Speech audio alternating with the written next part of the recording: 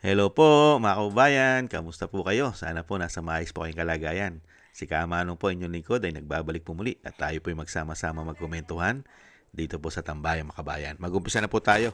Komentuhan po natin at tayo po ay makibalita kay Attorney Harry Roque sa status conference po na ginanap po kanina sa kay dating Pangulong Duterte. Kung ano na po ang nangyayari doon at siyempre po kung ano po ang status na ng kaso ng ating dating Pangulo. Pakinggan na po natin si Attorney Harry Roque panoorin. Mag-umpisa na po tayo. Magandang araw po sa inyong lahat. Well, nagsimula na po yung status conference ng kaso ni Tatay Digong. Alam niyo, ang status conference, wala naman pong ebidensya na ipapasok ngayon. Walang pagdinig ng kaso na mga testigo ang sasalang. Kung hindi, ito ay pag-uusap lamang sa panig ng prosecution, ang defense at ang mga biktima at ang hukuman kung paano nga tatakbo yung paglilitis sa kaso ni Tatay Digong. Ito po ay matapos na ibasura nga ng pre-trial chamber yung motion for leave o yung abiso para iapila yung finding ng pre-trial chamber na merong sapat na ebidensya para magpatuloy sa trial ang kaso ni Tatay Digong. So ngayon, ang pinag-uusapan talaga yung mga detalye kung paano lilitisin ng hukuman yung kaso ni Tatay Digong. So far, anong mga nangyari? No? Well, unang-una, kinilala na po ng hukuman ang mga bagong abogado ni Tatay Digong. Ito nga po ay pinangungunahan ni Peter Haynes, isang English na King's Counsel na bihasa talaga sa international criminal law at kasama sa record niya ang pagpapanalo sa apela ni Bemba, isang kaso rin na linitis ng ICC. Kasama niya ang co-counsel niya doon, si Kate Gibson, na isang Australian. At merong isang bagong abogado ngayon, si Michael Carnavas, isang Amerikano na marami rin ang kanyang karanasan sa international criminal law. No? At sa kanyang resume, ang dami niyang mga naging kaso na sa ICTY, yung Tribunal for Former Yugoslavia, sa ICC din, at saka sa International Criminal Tribunal for Rwanda at saka dun sa extraordinary chambers in the courts of Cambodia. No? So tatlong abogadong tumatay ngayon ni Tatay Digong, isang Amerikano, isang Australian, isang British. Na bukod pa dito sa pagtatanggap sa mga abogado ni Tatay Digong, ano nang nangyari? Well, tinanggap na nga ng hukuman yung waiver ni Tatay Digong na hindi na siya magpapakita dito sa status conference na ito. No? Ngayon, ang pinag-uusapan ngayon ay pinag-usapan din yung timetable. No? Kailan magsisimula ang paglilitis. Ang sabi ng prosecution, dapat magsimula ang paglilitis sa 30 November 2026. Ang sinasabi naman ng depensa, well, kinakailangan nila ng mas marami pang panahon para maghahanda dahil ang practice naman talaga sa ICC ay binibigyan ng sapat na panahon ang depensa bago magsimula ang paglilitis kasi ang prosecution, alam na nila kung ano yung ebidensya nila. Pero hindi naman nila pinagbigay alam ang lahat ng kanilang ebidensya sa akusado. Kaya humihingi sila ng mas marami pang panahon. At ang pagbabalik, tapos yung languages, sinabi naman nila na si Tatay Digong di na kinakailangan ng translation, pero yung mga ibang mga testigo baka kinakailangan ng translation sa either Tagalog or sa Bisaya. Nagsalita rin yung victims counsel na nagsasabi na magbibigay abiso sila sa hukuman kung nais nila magkaroon ng mga submissions in the course of the trial sa mga bagay-bagay na nakakaapekta sa biktima. Kasama na yung mga bagay-bagay na napagkasunduan na ng prosecution at ang depensa dahil naniniwala sila, mga biktima, may karapatan malaman kung ano yung mga nagkaroon ng mga kasunduan na hindi na kinakailangang patunayan. So, ang pagbabalik ay pag-uusapan naman yung disclosure. Ito yung pinaka-importante kasi ngayon pa lang nila sinasabi sa akusado kung ano yung mga ebidensya na kanilang kabuuan ng ebidensya na kanilang gagamitin labang kay Tatay Digong. No? So, antayin natin na pagbabalik ng hukuman. Ang sabi naman ng hukuman, babalik sila ng 11 o'clock. Medyo delayed na nga ang hukuman pagbalik, pero pagbalik ang pag-uusapan nila yung disclosure. Yan ang importante kasi yan naman ang inaabangan ng siyempre mga abogado ni Tatay Digong dahil yan ang mga ebidensya na gagamitin nila para patunayan nga ang pagkakasala ni Tatay Digong na siya namang aatakihin kumbaga ng mga depensa. No? Kung hindi lang doon sa kung kapanipaniwala yung testigo, kundi kung kapanipaniwala yung mga sinasabi. No? So far, hindi natin alam talaga kung ano to yung kabuuan ng kanilang mga ebidensya, pero ngayon, pag-uusapan nga kung kailan talaga i-reveal lahat yan. Bagamat ang pagkakaintindi ko, mga 70% naman ay ng ebidensya ng prosekusyon ay naibigay na sa depensa, kaya nga lang doon sa unang defense team ni Tatay Digong at hindi dito sa panibagong defense team. So, aantayin natin maya-maya lamang yung pagpapatuloy at ang pag-uusapan nga yung disclosure. So, anyway, yan po ang latest na pangyayari dito sa International Criminal Court. Nagpapatuloy po ang tawag po rito ay status conference, no? Kumbaga para ayusin lang, para maayos ang daloy ng pagdinig ng kaso. Now, sino nga ba itong mga maestrado ng trial chamber na dininig sa kaso ni Tatay Digong, no? Well, nakikita natin na babaeng English ang presiding judge at ang kanyang pangalan ay, ito po ha, ang pangalan nitong babaeng Inglaterra ay si Joanna Corner. Siya po ay isang British judge. Siya din po ay naging King's Queen's Counsel at King's Counsel. Napakahabo po ng kanyang karanasan sa international criminal law, kasama sa international criminal tribunals, including sa Tribunal for the former Yugoslavia. Siya po ay judge sa ICC mula pa noong 2021. So medyo matagal-tagal ang termino niya. Tapos kasama po niya si Ki-bong Paik ng South Korea.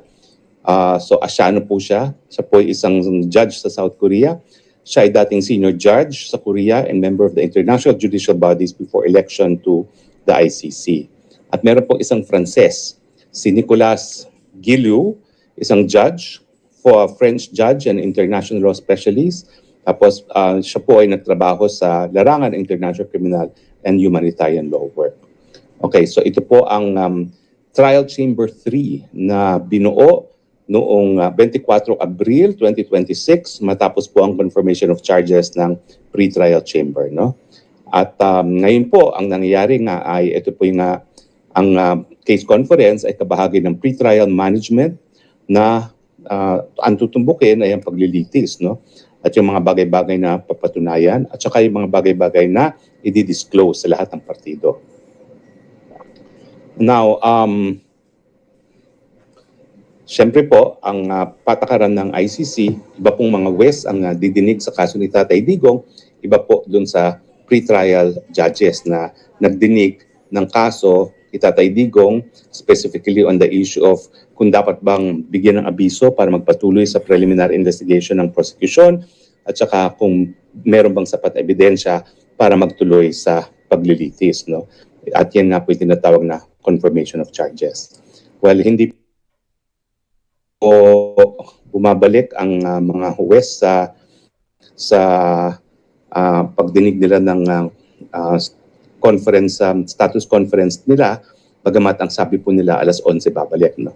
At ang oras po ngayon dito sa Europa ay 11:17. So ilang oras na lang po, kahit anytime now, babalik pong hukuman para sa... Yan po mga kababayan, malinaw na po, naintindihan na po natin na hindi pa po ito yung hearing na gaganapin po sa dating Pangulo, mga kababayan.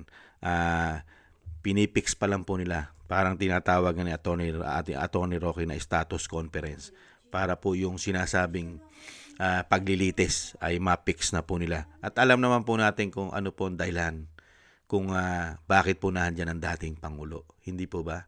Dahil nga po nakipagsabuatan po ang gobyerno natin, lalong-lalo po sa mga makakaliwang grupo, di umano. Dahil halos po na napagkikita natin dyan ay grupo po ng CPP, NPA, NDF, di umano. Lalong-lalo po yung attorney o abogado po na tinatawag na konti. Hindi po ba? Kaya po, ganyan po nangyayari. Ganyan po nangyari kay dating Pangulo. Kung merong gobyerno na sakim, talamak, swapang sa lahat po ng kapangyarihan, pera. Hindi po ba? Dahil kung ang Pangulo mo ay katulad ng Pangulo ng malalaking bansa, hindi po magkakaganito ang ating bansa. Gumulo. Kaya nga po napakagulo po ng sitwasyon ng ating bansa at wala na po halos nagtitiwala sa ating bansa. Lalo-lalo po yung malaking bansa. Dahil unang-una, ipinamigay mo na ang sovereignty mo sa banyaga. Hindi po katulad ng malalaking bansa, katulad po ng Amerika, Russia, China, at sumama pa po ang isang malakas na bansa rin na Israel at nahandyan pang Japan. Bukod tangi lang po ang Pilipinas na sinasabing tayo'y kaalyado at tinatawag pa tayong tuta. Tuta ng Amerika, pero ibang-iba po pagdating po sa leader. Yung leader po ng Amerika ay hindi po nagpapakatuta sa banyaga, kamukha po ng ICC. Samantalang tayo, mga kababayan, nagpakatuta sa ICC dahil sa politika. Hindi po ba? Ito po, idagdag po natin to, mga kababayan. Yung pagkakaiba po ng leader. Kung paano po nagkaganito ang ating bansa. Gumulo, walang nagtiwala, bumagsak ang ekonomiya, tapos ang ipinalit nila, korupsyon, politika. Hindi po katulad ng ibang bansa na umaasenso at tumatayo sa sariling paa, mga kababayan, at nagtitiwala sa sariling judicial. Hindi po katulad sa atin. Ito po, mga kababayan, katulad po nito, basahin po natin. Ito pong isang powerful na bansa. Kilala naman po natin yan. Si President Putin. Hindi po ba? Ayon po yan sa kumakalat na po at pinag-uusapan na po sa social media. O ayon yan. O iyan, Russian, nagmamahal sa mamamayan nila. Pilipinas, makadayuhan ba? Dahil po ang sinabi po rito, Putin signed law allowing Russian forces to protect citizens from foreign prosecution. Mga kababayan, pinoprotektahan po ng Russia, lalong-lalo po ng kanilang presidente, ang kanila pong mamamayan, ang kanilang citizen, protektado po sa mga dayuhan, lalong-lalo po pagka foreign prosecutor katulad foreign prosecution katulad po ng ICC. Protektado at hindi po nila ito hindi ito katanggap-tanggap sa kanilang bansa. Mga kababayan, ganyan po ang mga leader. Una mong poprotektahan ang iyong mamamayan at ang iyong bansa. Hindi po katulad ngayon, mga kababayan. At syempre, mga kababayan, yung isa pang leader, ibang-iba naman po yung powerful na leader kisa po sa atin na walang isang salita. Yung number one sa buong mundo na makapangyarihan, ito naman po ang tingin nila sa ICC, ang presidente ng Amerika na si President Donald Trump. Pakinggan po natin siya, mga kababayan. Ano ang English ng tipid? The ICC has no jurisdiction, no legitimacy, and no authority. The ICC claims near universal jurisdiction over the citizens of every country, violating all principles of justice, fairness, and due process.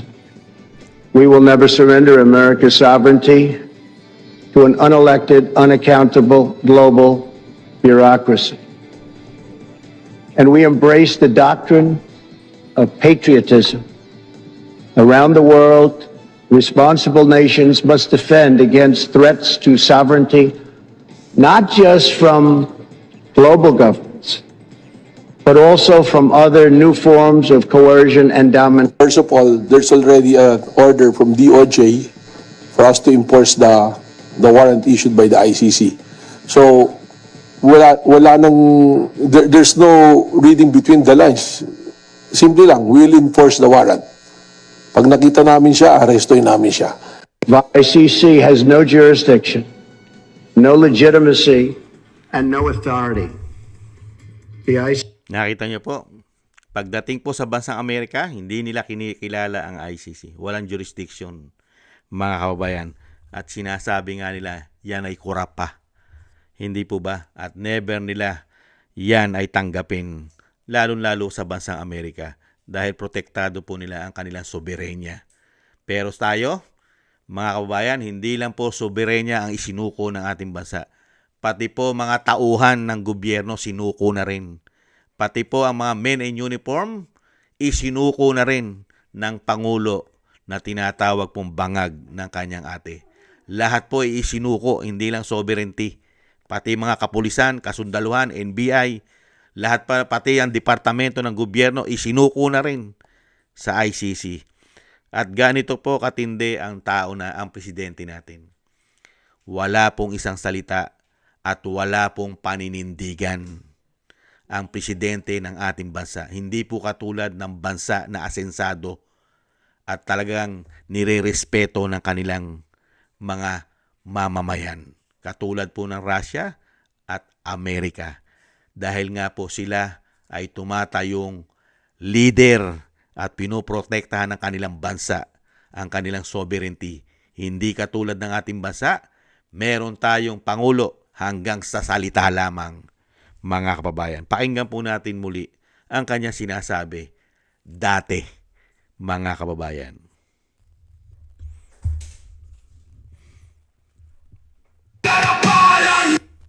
Ano po ang reaction niyo sa ICC investigation kay Duterte? Basta tapos na lahat ng ating pag-uusap sa ICC at kagaya ng sinasabi namin kaya mula sa simula, we will not cooperate with them in any way, shape, or form. So we continue to defend the sovereignty of the Philippines and continue to question the jurisdiction of the ICC and their investigations here in the Philippines. They are talking about Filipinos. Their alleged crimes are here in the Philippines. The victims are Filipino. Bakit napupunta sa The Hague? We are well within international law when we take the position of not recognize the jurisdiction of ICC in the Philippines. One follow-up, sir. So Yeah. if the ICC issues an arrest warrant against former President Duterte, will the Philippine government hand him over? Will we do what? Will the Philippine government hand him over if the ICC... We don't recognize the warrant that they will send to us. So that's a no. That's a no. Mr. President, may violation ba ito sa ating soberanya, itong pagkaka-aresto kay dating Pangulong Duterte? No. Bakit naman? Dahil, consistent naman tayo. Hindi tayo tumutulong sa investigasyon ng ICC. Wala tayong meron tayong contact sa kanila. Pero no, not on an official level. We didn't help them in any way. The arrest that we did today was in compliance with our commitments to Interpol. Ano po ang reaction niyo sa ICC investigation kay Duterte? Basta tapos na lahat ng ating pag-uusap sa ICC. Nakita niyo po, tapos na raw po. At talagang hindi niya kinikilala ang ICC sa ating bansa noong mga nakaraan. Hindi po ba? Nung hindi pa po siya gahaman, sakim sa kapangyarihan at pera ng taong bayan, di umano. Nung hindi pa siya gahaman at sakim. Katulad din po siya ng mga leader na katulad po na nagpapakatuta tayo sa Amerika. Ganun po ang stand nila. Yung sinasabi po nung una na tinatawag na bangag na kanyang ate, ganun din po ang sinasabi ni Donald Trump. At ganun din po sinasabi ni Putin, ni President Putin, at ganun din po ang statement sinasabi ng presidente ng China o China. Ganun din po ang Prime Minister ng Israel at ng Japan. Ganun po. Hindi po nila kailanman ipamimigay at ipasasakop sa dayuhan ang kanilang sovereignty. Hindi katulad ng ating bansa. Nakita nyo po kung gaano kahusay ang leader na meron tayo ngayon? Kung bakit nahandon ang dating Pangulo? Hindi po ba? Ano sabi niya? Hindi niya papayagan dahil kung may biktima man sa sinasabing crimes against humanity, Pilipino ang biktima, kailangan kung ito ay magkakaso at lilitisin, kailangan sa Pilipinas dahil Pilipino. Pilipinas. Ano ginawa niya? Dahil po sa kasakiman sa politika, kapangyarihan di umano, ginamit niya ang ICC, ipinatapon. Hindi naman po ito kinuhe, hinatid. Hindi naman po ito kinuhe, di po ba? Hinatid. Eroplano pa ng Pilipinas ang gamit. Tauhan pa ng Pilipino pa ang naghatid. Hindi po ba? Nakita nyo yung pagkakaiba? Kaya po si dating Pangulong Duterte, sa lalim po ng politika, demolition, dahil mga kababayan, kung hindi po ito politika at pagpapabagsak sa pamilya Duterte, ipapatapon po ba sa ICC yan? May korte tayo. Di sana dyan nililitis yan sa ating bansa. Kaya nga lang po kailangan pabagsakin Bakit po? Kitang-kita naman natin Ano po nangyayari? Pagkatapos po ipatapon ang kanyang ama, ang Vice President naman ay pilit na pinababagsak naman gamit ang impeachment. Puwersa ng gobyerno, pati po mga institusyon kasama. Hindi po ba halos lahat? Isang puwersa ng gobyerno para pabagsakin ang Vice President, pati institusyon ng Kamara at ilang mga institusyon sa Senado, mga senador. Di po ba? Gamit na gamit. Nakita nyo po. Kaya nga po mga kababayan, diyan tayo nagtaka. Kaya po nangyari sa bansa natin, nagkaganito, lugmok, magulo, dahil meron din tayong mga men in uniform na hindi tumayo at hindi ipinaglaban ng ating soberenya, katulad ng Amerika, katulad ng Russia, katulad ng China, katulad ng Japan, katulad ng Israel, na ipinaglalaban ng kanilang sovereignty. Meron tayong mga men in uniform na nagpakatuta di umano. Sila pa ang naging dahilan para ang ating sovereignty ay naging kahiya-hiya sa buong mundo. Naturingan pa naman tayo na tuta ng Amerika, pero wala tayong paninindigan dahil sa politikal gahaman. Kaya po itong si dating Pangulong Duterte, kahit ano gawin po natin, real talk. Dahil politika po at ginamitan pa ng pera, di umano. Kahit ano po, mga kababayan, dahil ang ating dating Pangulong Duterte 82 years old na. Napakatagal po ng hearing. Napakatagal po ng kaso sa ICC. Sa tingin nyo, palalabasin pa nila yan? Kung ginamitan po yan ng kapangyarihan at pera, politikal, hindi po basta-basta makakalabas ang ating dating Pangulong Duterte. Hanggang may nagsusustento at nagbabayad sa ICC di umano. Hindi po ba? Yan po mga kababayan na nakakalungkot.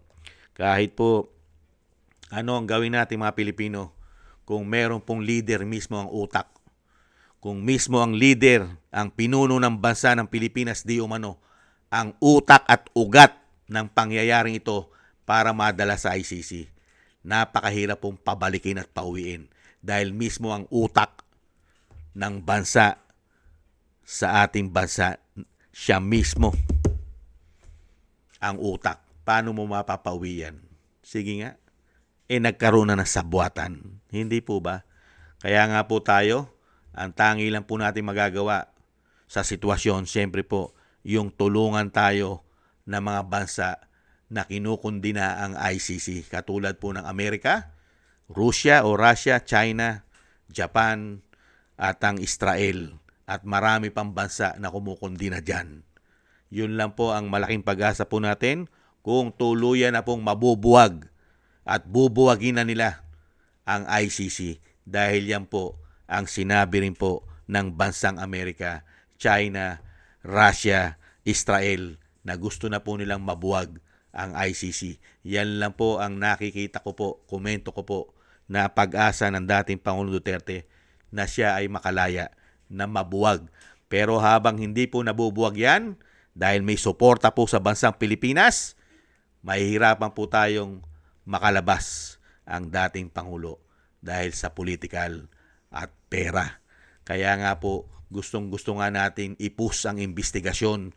Nananawagan nga po tayo sa ating mga senador, lalo-lalo po sa 13 senator natin na tumatayo po na majority. Madaliin nyo na po. Madaliin nyo na po ang investigasyon, lalo-lalo po sa napakatinding korupsyon ng flood control. Dahil dyan po lalabas ang katotohanan lalong-lalo po ang ating mga ex-marine, ang 18 ex-marine ay ibubunyag po nila dahil pati po ang ICC ay nadelibera nila sa pamamagitan po ng tinatawag na sundalong kanin ang tumanggap ng $2 million di umano. Kaya po, sana po, madaliin po, sa lalong mabilis, ay sana po umpisa na po muli ang investigasyon ng Blue Ribbon Committee sa Senado nang malaman po sa buong mundo kung gaano po kagarapal ang ating gobyerno di umano at kasabwat pa ang ICC para po sa pamumulitika sa mga Duterte. Di po ba? At sa mga kaalyado nito. At tayo po'y manatili pong magdasal dahil yan po ang mabisa nating maitutulong sa pamilya Duterte, lalong-lalo po sa ating dating Pangulong Duterte. Ang ating pong dasal, pagsamasamahin po natin ang ating mga dasal, na siyempre po'y maingatan po at mapahaba pa po at bigyan pa po siya ng buhay at kalakasan, mga kababayan. Napaka-importante po yan. Ang kanya pong kalakasan at buhay ay madugtungan pa. Para naman po, kung talagang darating na po ang pagbagsak ng ICC at ipahintulot po ng may kapal na makabalik po sa kapangyarihan ng isang Duterte katulad ng Vice President, ay maitatama na po lahat ang ginawa nilang baluktot, bendalo, at ang ginawa po nilang pagyurak sa ating sovereignty ay muli po sanang maibalik ito at maibangon. Lalong-lalo po ang ginawa nilang sabwatan sa mga makakaliwang grupo, mga kababayan, at mapanagot po ang dapat mapanagot sa ginawa nila pagwawalangya sa dating Pangulong Duterte. Maraming salamat po mga kababayan at tayo po ay nagpapasalamat kay Atty. Roque at binigyan niya po tayo ng napakagandang update dahil alam naman po natin si Atty. Roque ay nahandun po sa Europe at malapit po siya sa Netherlands, mga kababayan. Thank you po Atty. Roque sa inyo pong update. At ingat-ingat po kayo dahil kayo rin po ay hinahabol ng gobyerno na tinatawag na bangag ng kanyang ate. Ingat-ingat po kayo. Thank you po sa inyo. At maraming salamat din po mga kabayan at tiis-tiis po muna tayo. At lagi po sana kayong maingatan sa araw-araw. At dasal-dasal po siyempre ang napaka-importante. Muli po mga kabayan, paalam po muna. Bye-bye.